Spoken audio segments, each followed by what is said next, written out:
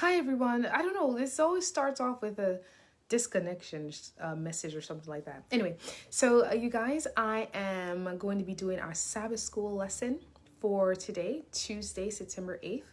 The lesson is lesson number 11. Yes, lesson number 11, Fishers of People.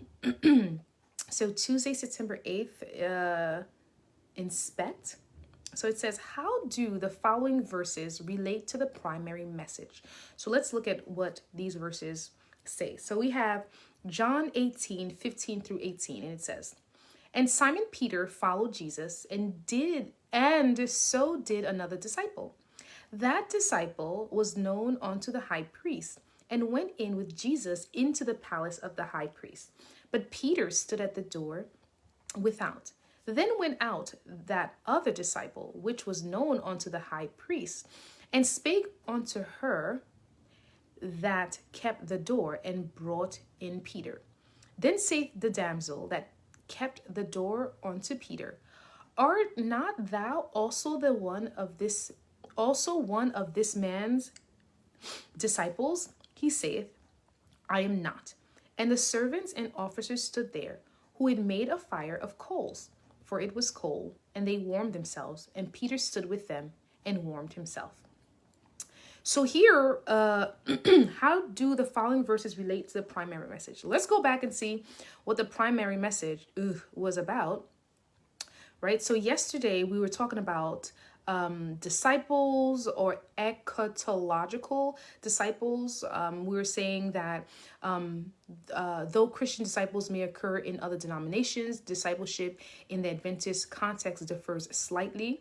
We mentioned in an age when many are skeptical of organizations and establishments, it is especially important to know the primary mission of the organization you choose to be a part of. So in essence, it's talking about how Peter felt when he was associated with Christ, right? That organization, being a Jew or being a Christian, right?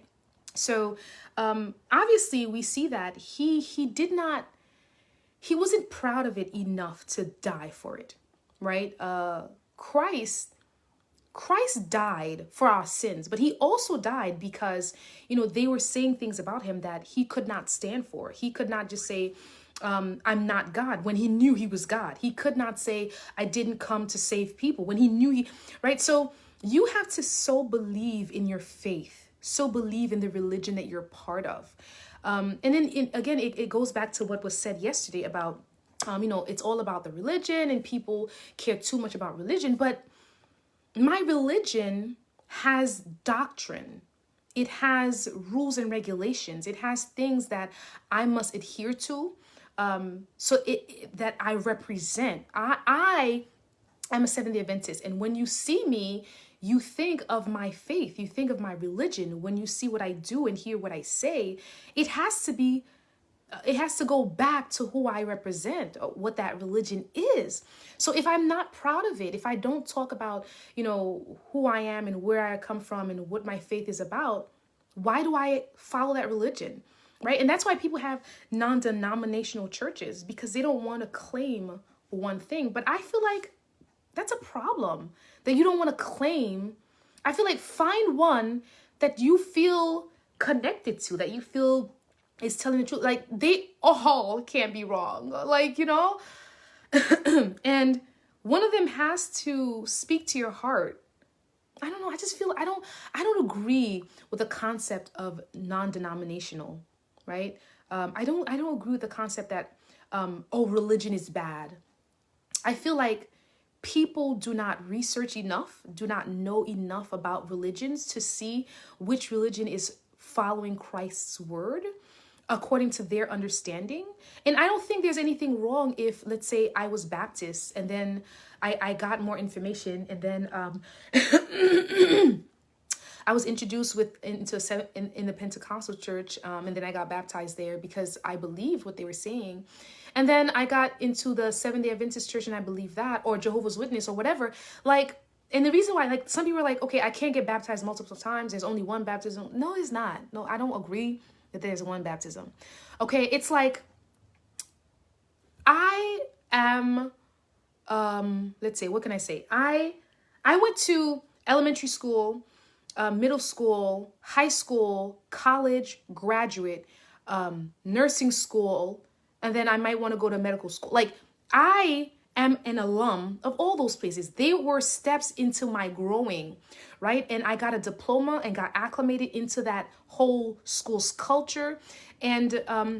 And then there are times where you transfer from one school to another school, right? It's like, it's a school of information, a school of knowledge, right? It's like the school of the prophets. If you go to a school of religion where you're supposed to learn about God, and you find that this is not going according to what my heart is telling me is right. And remember, God wrote the laws in your heart, right? So it's not about what you want to do. It's not about that at all. This is not according to what I feel like. It's not about feeling. It's about what the knowledge that God has put in your heart. What does it tell you to do? And if a faith or religion is helping you, follow those rules and regulations better, then that's the religion that you should, attend to or pledge allegiance to. Okay. And I feel like that's the right thing to do. Telling me that I don't believe in religion and all religions are wrong. No, they're not. Okay. People are wrong. Okay. For doing the wrong things in different religions.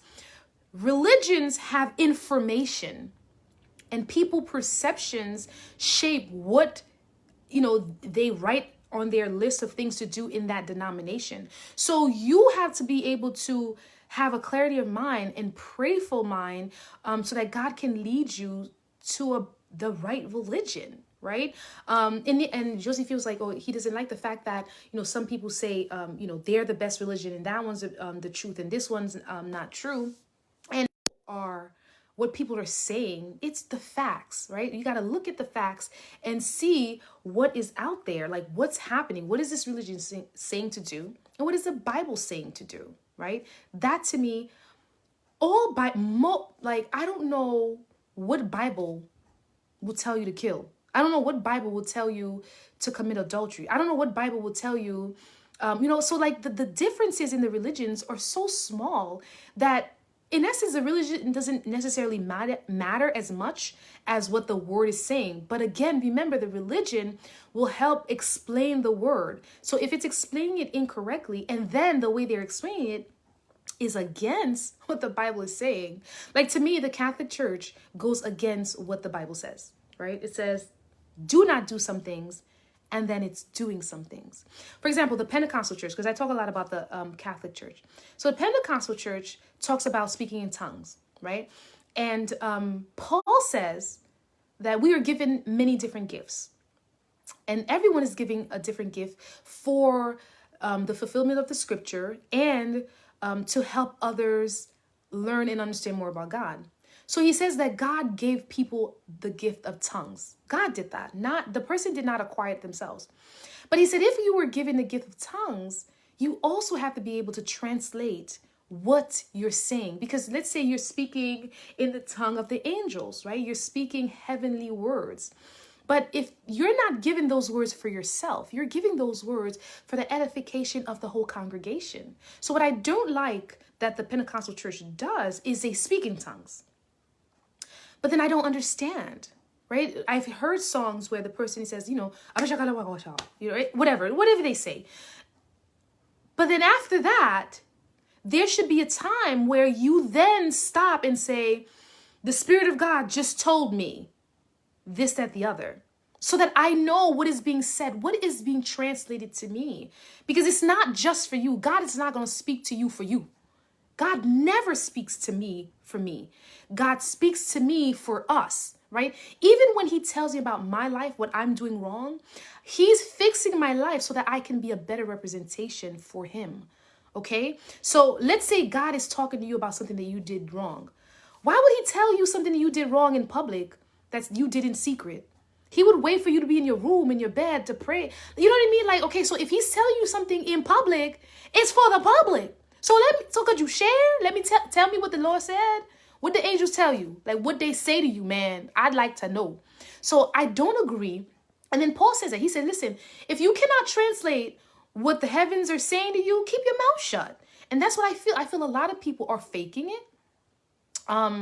I feel like if I ask them what they just said, they won't be able to say it.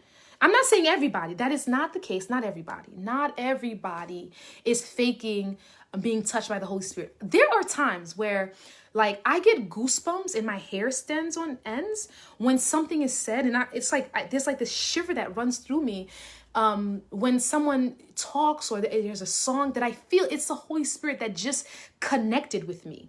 Right? And then there are times when I'm having a conversation, I'm giving instructions in Sabbath school, in Bible study, or at a sermon, and I am enlightened about a question or say something that I never thought about. And then I say, I just got this right now, y'all. Like, God just enlightened me right now. So that's the Holy Spirit talking to me. So I do not dispute that the Holy Spirit can talk to people. But I feel like there's those who fake it, who lie. And I remember watching a movie about a young man, and he said that he went to a church. His father was a pastor, and everybody was catching the Spirit.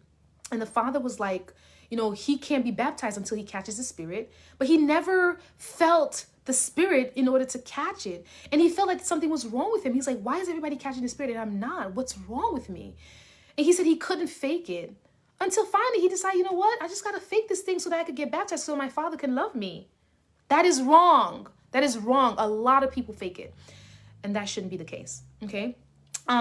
But back to what it was saying here in the lesson, talking about, how Peter felt. Why did he deny Christ? He denied Christ because he did not have a connection. He did not have an understanding. He did not know what was happening to Christ. God spoke to him.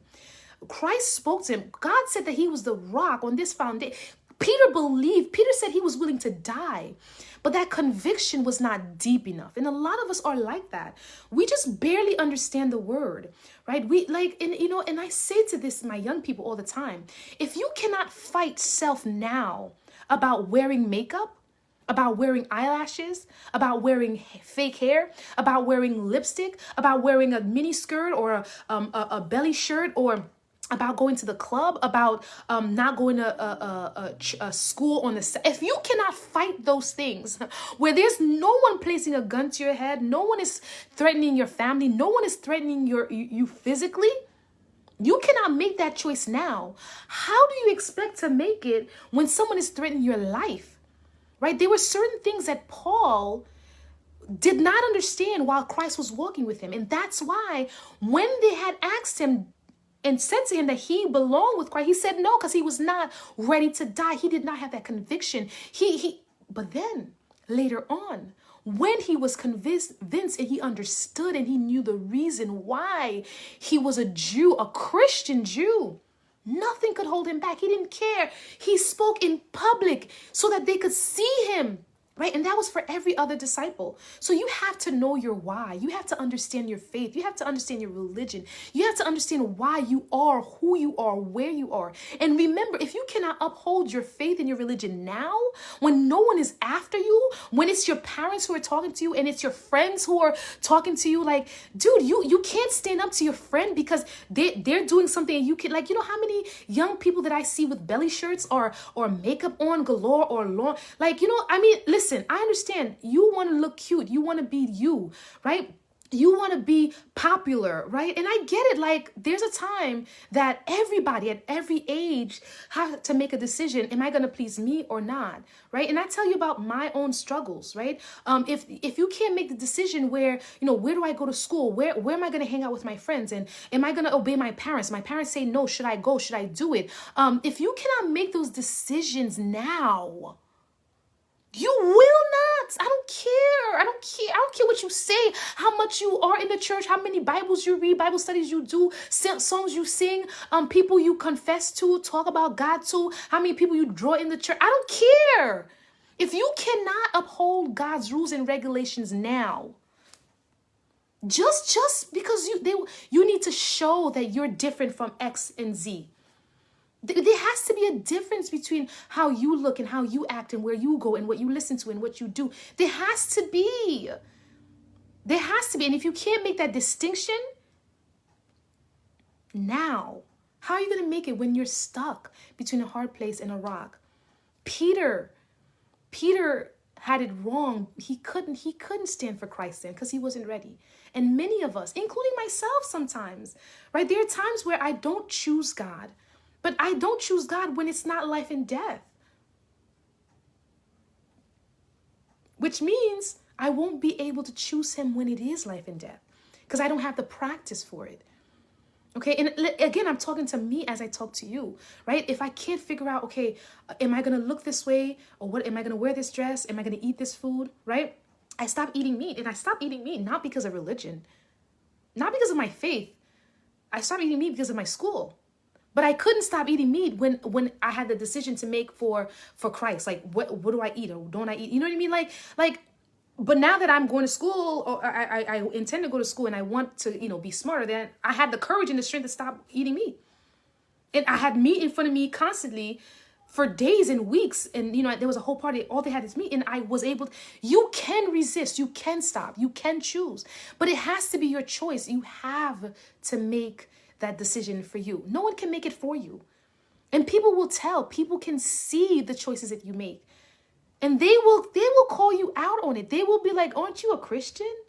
Don't you say you're this, right? So that there was about Peter. Let's go to the next one. It says Mark 1:16-22. It says, now as he walked by the Sea of Galilee, he saw Simon and Andrew, his brother, casting a net into the sea, for they were fishers. And Jesus said unto them, come ye after me, and I will make you to become fishers of men. And straightway they forsook their net and followed.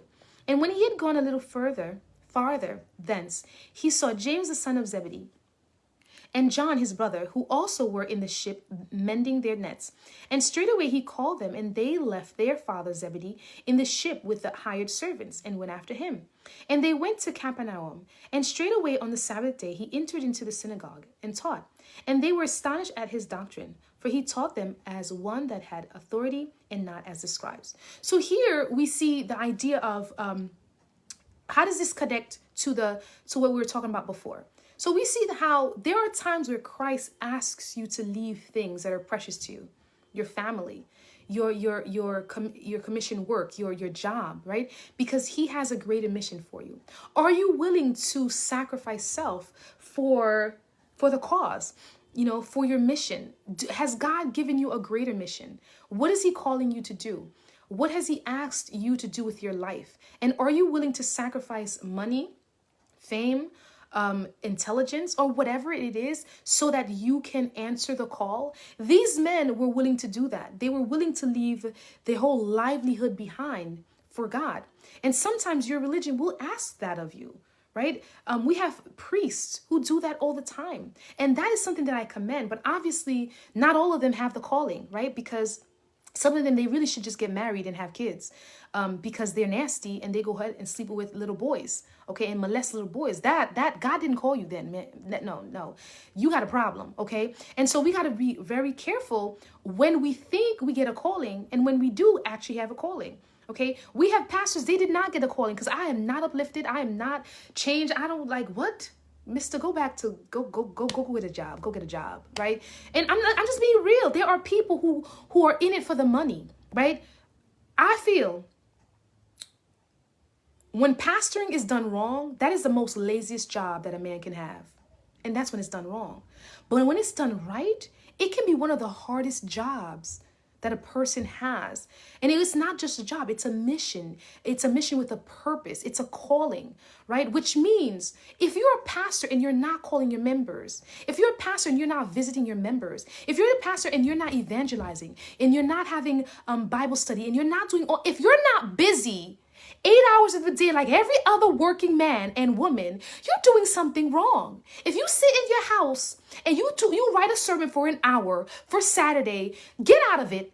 Go find a job. Go do something with your life, because that's not what God asked you to do. That is not what God asked you to do. You're in the wrong place, all right? Because you're not here to just write sermons and go to church and preach on Saturday. That is not a pastor's job. Every job that I know, okay, is 8 hours or more. At least 5 hours or more. And if your job takes only an hour a day, something wrong. You cannot make a living on an hour a day, on an hour's work a week. It takes me about, let me tell you, I will start writing a sermon at like around 9:10 p.m. That's just when I'm about to preach on Saturday. That's just my thing. Okay, I get everything out of the way. And around 10 o'clock is when I start writing a sermon. I will finish writing the sermon 9, 10, 11, 12, 1, 2, 3 in the morning. That took like about 6 hours. Then I will wake up like around 8 o'clock and revise the sermon and put in another 2 hours just to reread it and just to see. And throughout I'm rereading, I'm doing research, I'm trying to connect, I'm trying to get inspired, all of that. So it literally takes me like 9 hours to write a sermon that I feel like God, has, touched me with and inspired me with, right? So like, if you spread that throughout the whole week, that's like an hour and a half or an hour and a few minutes a day. Okay, that's if it takes you that long to write a sermon. That's if you don't have sermons stored up for the many years that you've been preaching and you could just pull one from the last 5 churches back that you use, and then you don't even have to write a sermon. So pastoring can be super lazy, right? And it's not a calling for you if you're not calling your members. If members have a complaint about you, that's a problem. If you're not attending Sabbath school, why are you not coming to Sabbath school early as a pastor? Okay, you live far, I get it. Oh, you could come late, but not come at all? Come just for the service? Church is a whole day. Why are you not participating in other programs? And I said this before. Pastoring is a job. You're getting paid. It's not volunteer. If it was volunteer, I get it. Okay, you could do it on your own time, when you please, when you like. But it's a job, okay? And God asks us to work to earn money. If that's your job to work, every job I know is at least 5 hours a day. 5 days a week. So which means you should be, if you have decided to vacate, your other callings, if you wanted to be a doctor or a lawyer or whatever, or you've left money behind, or you bring your whole family into this ministry, what are you doing? You're going to be weighed really heavy. Pastors and elders and other people, deacons and whoever has a calling in the church. If you're not putting in the time and the effort and you don't care and you do things nonchalantly, like they give you something to do and you don't even put in the time. Forget the pastors now. Let's talk about, young people and older people who they give a task to do. Like, listen, this is my pet peeve right here. I'm going to tell you my pet peeve right here. They give you a welcome and you put 2 words together and you come on the pulpit and you're like, well, everybody, I'm so glad to see you today. And I want you guys to know that God saved your life. Listen, if it's a whole service day, if they told you a week or so ahead of time, days ahead, you better prepare something and touch my soul. Do some research, write something. And I know I got a lot of flack and a lot of people didn't like me at church because all my welcomes, listen, I put French in there, Creole in there, English in there. I researched. I found something that will connect to people, something that's like an eye opener, something that you can learn in a welcome. And that's how you should do it. They give you Sabbath school. You better, read it through. And look, I'm at fault too, not all the time. Some days, like, I don't feel like it. I didn't have time. And you can do, listen, let's just be real and human about it. Not every day that you're up to par in what you need to do, okay? But it cannot be an everyday occurrence in every Sabbath thing. It can't be everything you do. You need to prepare. You need to plan. You need to strategize. Like, how can I make this program successful? Because God's going to look to see how much you care about his ministry. Okay, because remember, you're leaving something else behind, right? You're leaving your own work behind, your own sleep behind, your free time behind. You're sacrificing something, and then you're not going to get your blessing for all of that sacrifice. Are you kidding me? That's ridiculous to me. If you want to work, if you call to work, if you accept the call, might as well put your 100. Put your 120, put your 200% in it. Listen, I go all out all the time. Everybody knows that about me. I go extra over all the time. And I think that's how it should be. Okay, don't hate on me because I'm doing my best. Do your best. Ask me how I do it and I'll help you do your best if you want help. You know what I mean? But I feel like we have to realize that God sometimes asks us to sacrifice things that are near and dear to us, our careers, our talents. There are people who, they have the talent to play basketball, but because they're asking them to play on a Saturday, they give that up They want to go into the modeling industry, but then once they ask them to, go nude, they give that up. They want to become a movie star, but once they ask them to do something that will compromise their faith, they give that up. You are supposed to sacrifice things that are not in accordance to God's will, right? I don't care how badly you want to sing. If they're asking you to do something on the Sabbath and your seventh day, or they're asking you to do something on a Sunday and you're a Sunday keeper, or they're asking you to do something that you know that your heart and your mind will not be at ease with, don't do it. That shows that you have a connection to a faith. You're following something that you stand for. You have values. You have character. Do you know how many people actually will get the job?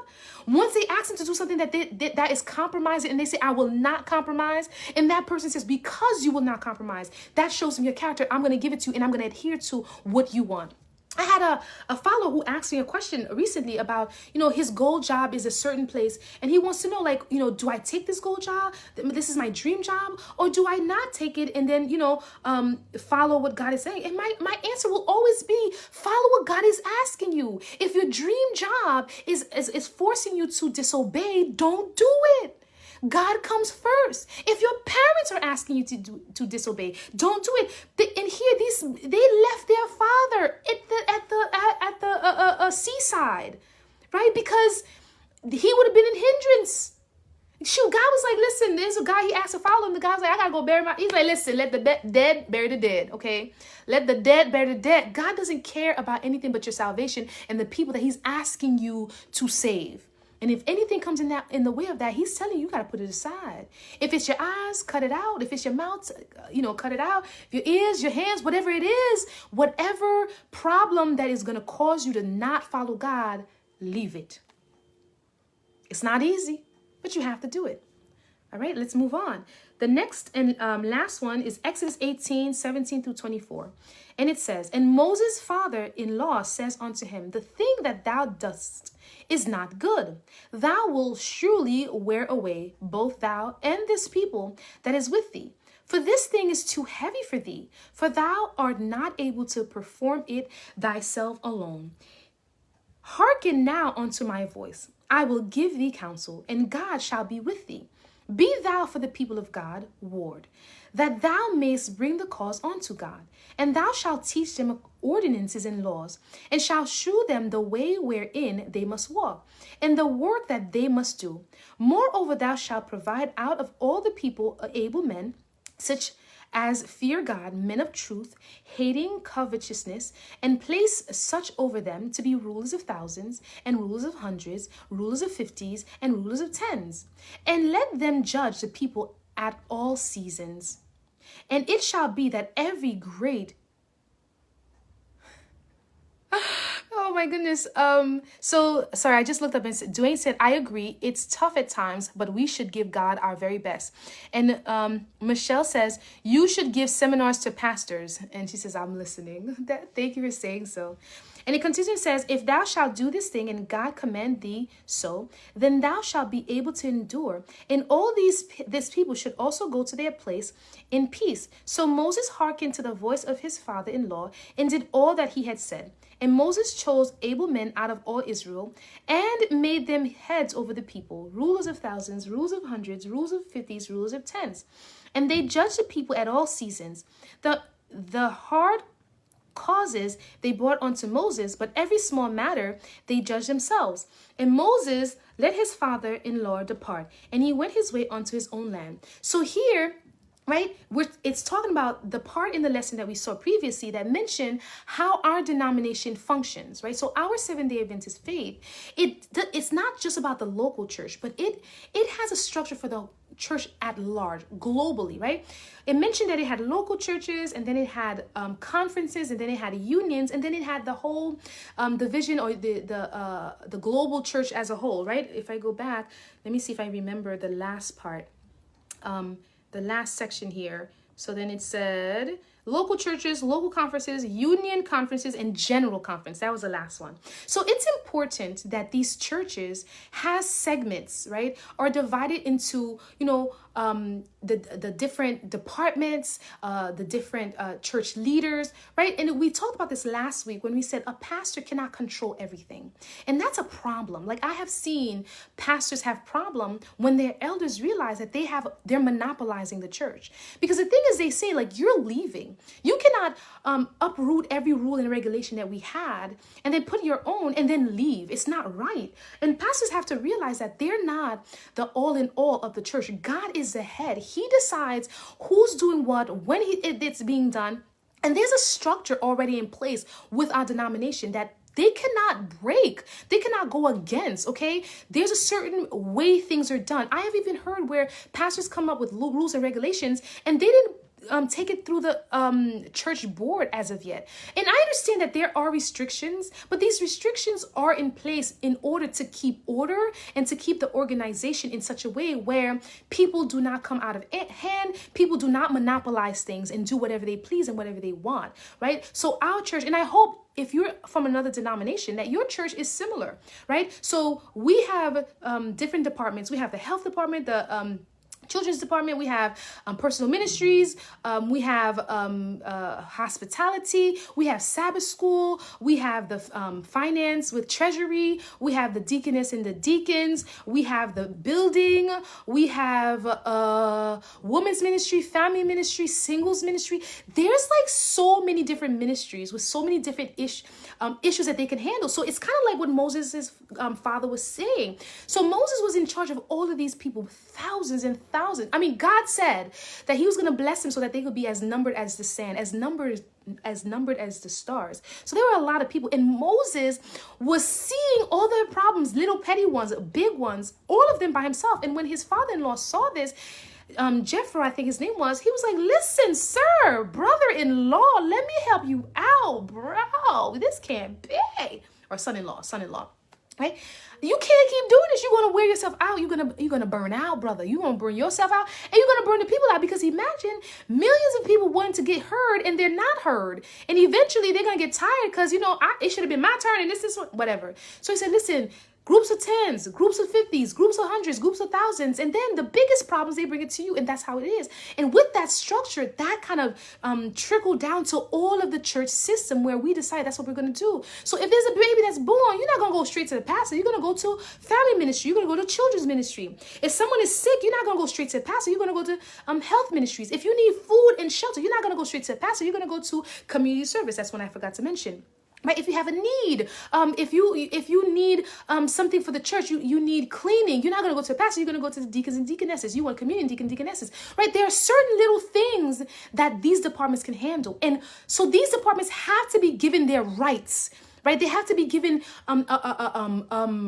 credence and support so that they can do their job. And they have to be held accountable to it as well. If they're not doing their job, they need to be changed. They need to be shifted. They need to be, revoke, fired.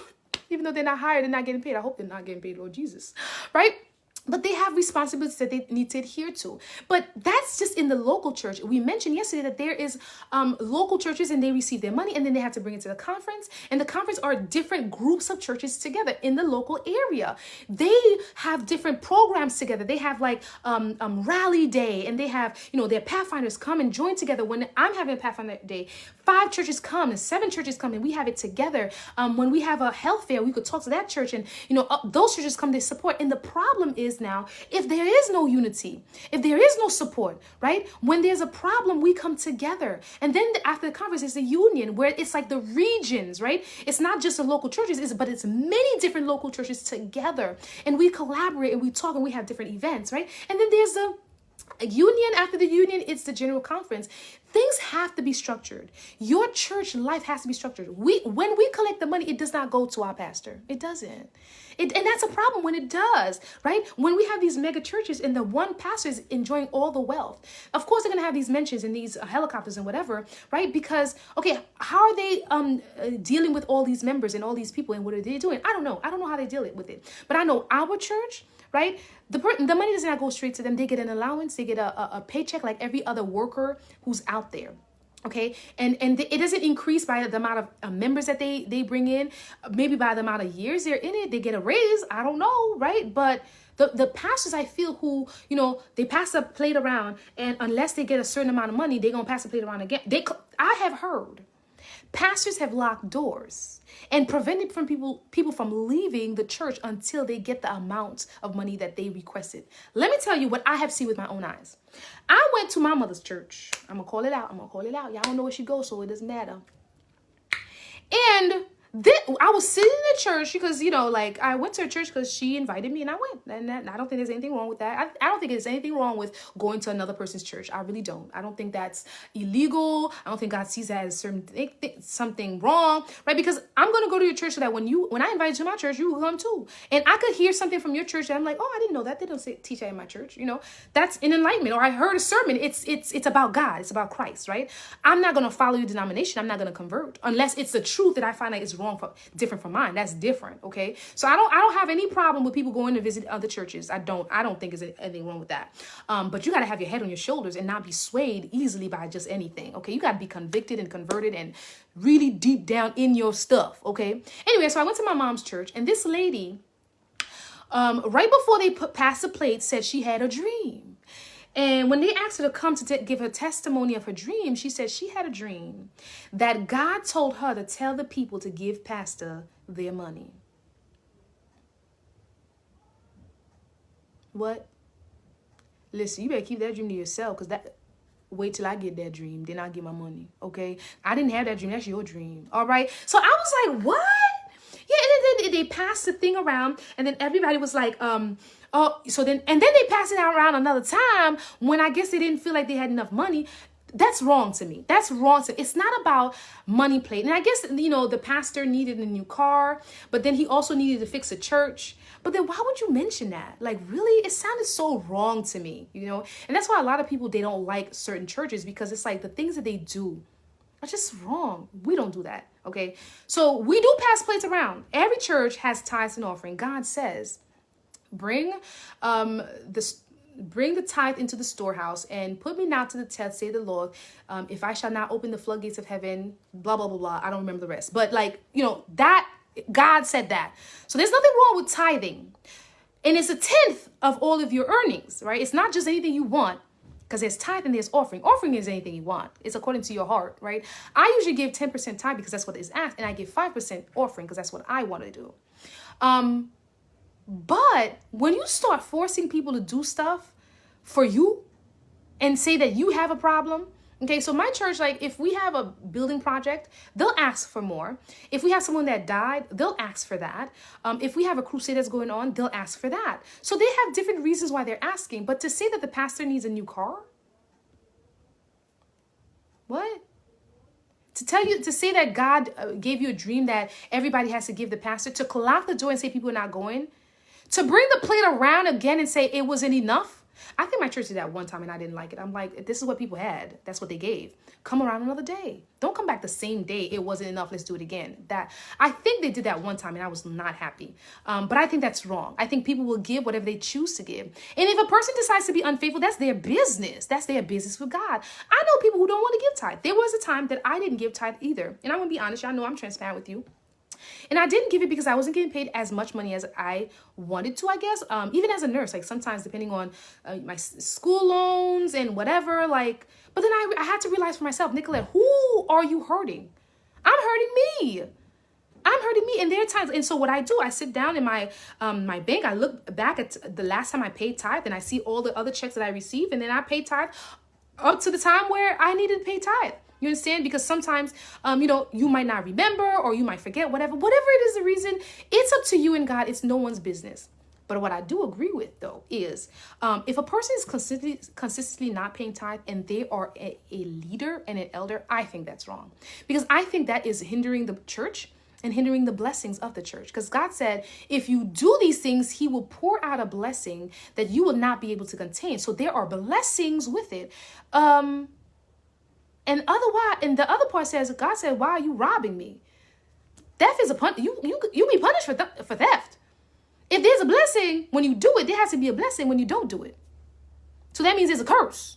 So obviously, if you have an elder, a pastor, a deacon, somebody who's in position, who's not giving their money, they need to sit out a little bit. Think about it a little bit. Get your stuff together. Then come back. Because you the icon in the con, okay? That's my language for saying, I don't know the man's name, but that guy who after they raided that place and then he kept the loot, himself and his wife, and he hid it. And then he went and the wife went in and they asked her and she said, oh no, we didn't get, oh, we gave it all. And then she died. And then they went for him and they pulled her out and he got asked the same question. And he lied, not knowing what his wife said, and he died too.